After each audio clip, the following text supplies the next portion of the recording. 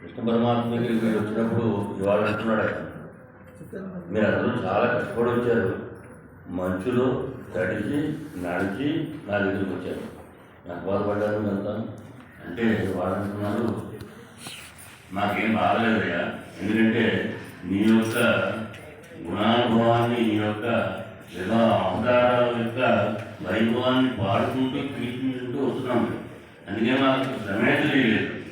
అంటే దీంట్లో మనకి అంతర్లీనంగా చెప్పే సూక్తి ఏంటంటే, మన వాళ్ళందరూ తెల్లవారుజామని నగర సంకీర్తన చేసుకుంటారు. ఇక్కడ నుంచిగా ఎప్పుడైతే చలి మంచు ఉన్నాయి కదా, ఇది కూడా బయటకు వస్తున్నారు కదా, భగవంతుడి యొక్క నామాన్ని సంకీర్తన చేసుకుంటూ వెళ్తున్నారు కదా, చలి ఉంటుందా? లేదు కదా, శ్రమ ఉంటుందా? ఒకవేళ ఉన్నా ఆ శ్రమ కూడా ఒక ఆనందాన్ని ఇచ్చేటటువంటి శ్రమ.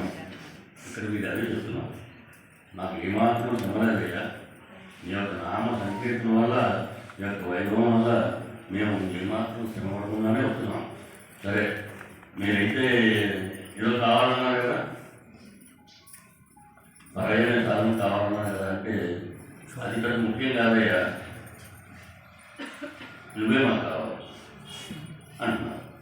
అంటే మీరు విరోధత్వాన్ని చూస్తున్నారు, మీరు మాటని తేడాగా మాట్లాడుతున్నారు. ముందు కావాలని, అదేదో కావాలని, ఇప్పుడేమో నన్ను అడుగుతున్నారు కదా, ఇది భాషణ విరుద్ధం కదా అంటున్నారు.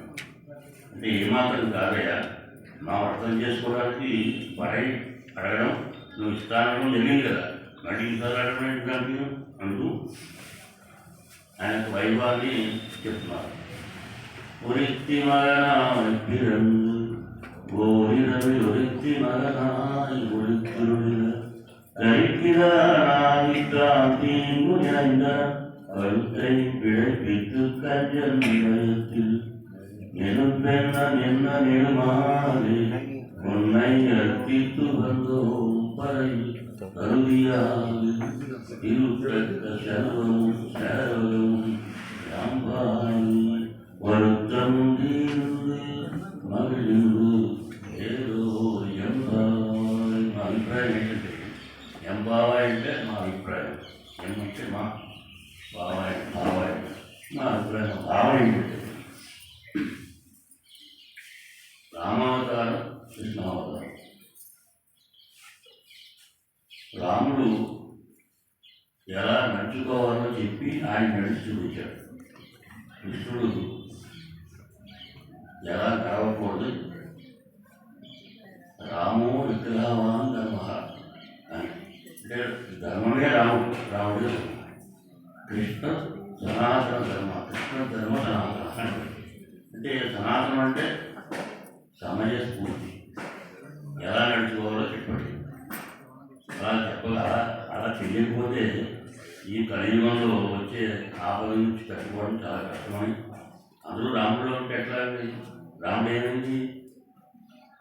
మానవ జ్ఞానితంగానే చేసాడు. ఆయన వచ్చాడు ఆయన కిందకి, మా నాన్నగారు కూర్చోమంటే కూర్చున్నాడు, విశ్వామిత్రుడు వెళ్ళమంటే అలాగే నాన్నగారు అన్నాడు.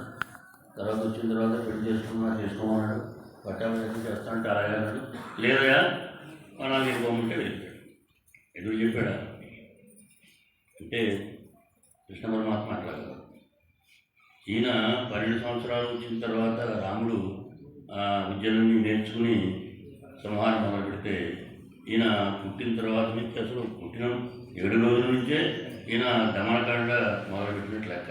ఎందుకంటే ఈయన ఎక్కడ విద్యలేని నేర్చుకోలేదు, కానీ మాయతో వచ్చినవాడు కాబట్టి. ఆయన మానవ జీవితంగా పుట్టిన రాముడు, రామచంద్రుడు సూర్యవంశం కాబట్టి రామో దివాకర అన్నారు ఆయన్ని. అసలు ఈయన చంద్రవంశంలో పుట్టాడు కాబట్టి కృష్ణచంద్రుడు అన్నారు, కృష్ణ పరమాత్మ అన్నారు. ఎందుకంటే ఈయన సమస్ఫూర్తి ఉంది కాబట్టి ఎప్పుడు ఎలా చేయాలన్నది ఈయన చూసినా మనం నేర్చుకోవాలి. అందుకని ఈయన చెప్పడం అంతర్లీనంగా ఏంటంటే, వీళ్ళు చెప్పడం ఏంటంటే, పుట్టాడు ఎలా పుట్టాడండి? చెరసాల్లో పుట్టాడు. ఎలా పుట్టాడు? చిన్నగా వైకుంఠము అంటే శంకచక్ర అధ్యాయంతో పుట్టాడు. ఆది పడుతూ పుట్టాడు. పుట్టినప్పుడు ఒకసారి వాడికి దర్శనమిచ్చాడు. ఇవ్వగానే వీడు చాలా పూర్వజన్మ స్మృతం వల్ల అలా ధరించారు. వెంటనే చూడలేక స్వామి మీ యొక్క యథాస్థితి కావాలన్నారు. అప్పటికప్పుడే ఒలిత్తి మగనాయి పిడదు అక్కడైతే పుట్టాడు. ఎక్కడికి వచ్చాడండి? మధురికి వచ్చాడు. వెంటనే ఒలిత్తి వదల ఊరు 20 గంట అదే రాత్రి 12 సమయంలో పుట్టాడైనా. ఆ పుట్టినప్పుడు చీకటి, ఈయన నల్లవాడు, లోపలంతా ఏది ఎవరికి తెలియకుండా ఉన్న పరిస్థితి, అందరూ మూర్చి ఉన్నారు. ఈయనైతే మెల్లిగా వచ్చాడు. ఆయన పట్టుకుని ఎప్పుడైతే మధుర ప్రాంతానికి ఆ యమునానికి ఒడ్డిగాడు ఆ అవతల పక్క రాగానే ఒక్కసారి వెలుగు వచ్చింది. అంటే సూర్యభగవానుడు అనుకున్నాడు, వచ్చాడు మనవాడు, ఇంకా మనకి ఇబ్బంది లేదన్నట్లుగా తొంగి చూశాడు.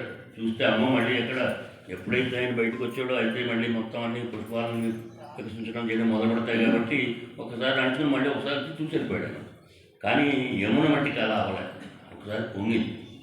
పొంగితే ఎలా అండి? ఇప్పుడు ఎలా కావాలి?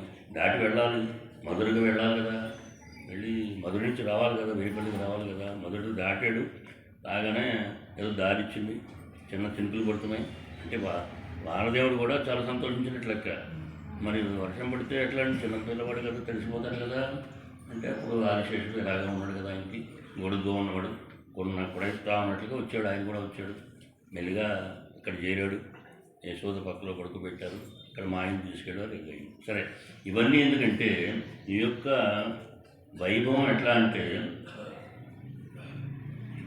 ఇప్పుడు సాధారణంగా పుట్టిన వెంటనే తెలుస్తుంది మనిషి తాలూకా వాడు ఎలాంటి వాడు, ఎట్లా ఉంటుంది, వాడి పరిస్థితి ఎట్లా ఉంటుంది అని మనకు కాదు, జ్యోతిష్ శాస్త్ర పండితులకు తెలుస్తుంది. మనకు కూడా తెలుస్తుంది. కన్న తల్లి అయితే తెలుస్తుంది ఎవరు పోలిగా ఏంటి, ఎలా ఉంటాడు ఏంటని. అయితే ఇక్కడ రామచంద్ర ప్రభువుకి అట్లా లేదు. రామచంద్రుడికి ఈయన చాలా సుకుమారమైన వాడు, కోపం అంటే తెలియనివాడు ఈయన. అయితే కృష్ణ పరమాత్మ అట్లా కాదు. వీళ్ళు ఏంటంటే ఇద్దరిని బేరీజ్ వేసుకుంటూ ఈయన యొక్క కృష్ణ పరమాత్మ ఇప్పుడు ప్రస్తుత పరిస్థితుల్లో లేటెస్ట్ ఆయన కాబట్టి ఆయన యొక్క విభవాన్ని తలుచుకుంటూ వీళ్ళు ఆయన యొక్క కీర్తనలు పాడుకుంటూ వచ్చారు. కాబట్టి ఇక్కడ ఏమన్నారంటే, నీ యొక్క వైభవాన్ని తెలుసుకుంటూ రావడం వల్ల మాకు ఏమాత్రం కష్టమనేది తెలియలేదురా. అయితే కంజన్ వయత్తి మోసపూరితంతో కంసుడు నిన్నే చంపాలి అనే ఉద్దేశంతో నిన్ను అక్కడికి పిలిపించాడు. మధురకు పిలిపించి వాళ్ళ చేత సానుభూతి కాదు ఏదో చేద్దామని, మళ్ళీ చేసి వాళ్ళ చేత చంపిద్దామని చూశాడు. అయితే నువ్వు అలా అనుకోలే, వీడు మాట్లాడేమో మేనమావ కదా, లేకపోతే మేనమావని చంపేశాడంటే అంటారు కదా వీళ్ళు అని ఆలోచించాడు. కానీ కంసుడు అలా ఆలోచించలేదు. మేనల్ని ఎలా అయినా సరే చంపాలనుకున్నాడు ఆయన. అంటే భగవంతుడు ఎట్లా ఉంటుందంటే, కృష్ణ పరమాత్మ దగ్గర ఎలా ఉంటుందంటే, మనం ఎలా అనుకుంటే ఆయన అలా చేయడు, ఆయన ఎలా అనుకుంటే అలాగే చేస్తాడు. రామచంద్రుడు అలా కాదు. ఎవరన్నా ఏం చెప్పినా కూడా తల ఆడించే రకం కాబట్టి ఎవరేం చెప్పినా వింటాడు. ఎంత విరోధైనా శరణార్థులుగా వస్తే కనుక ఆయనకి శరణివ్వడం అనేది దీక్ష కలిగి ఉన్నవాడు రామచంద్రుడు. కృష్ణుడు అలా కాదు.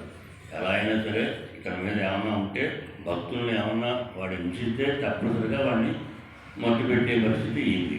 అందుకని ఇక్కడ కంసుని అన్ని రకాలుగా ఉన్నాడు. కంసుని చంపడం ఇక్కడ దీంట్లో చూస్తున్నారు ఈ పాసంలో.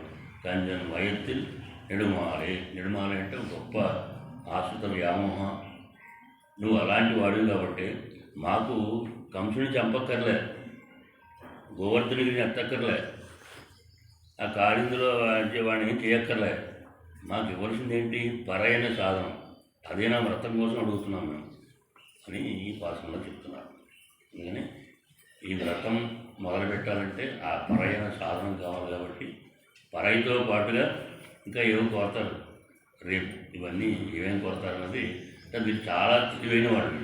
మాకేమో అక్కర్లేదంటూనే అన్నీ కోరుతూ చివరికి భగవంతుడినే మాకు వశం కావాలన్నట్టు వీళ్ళ పరిస్థితి వీళ్ళది.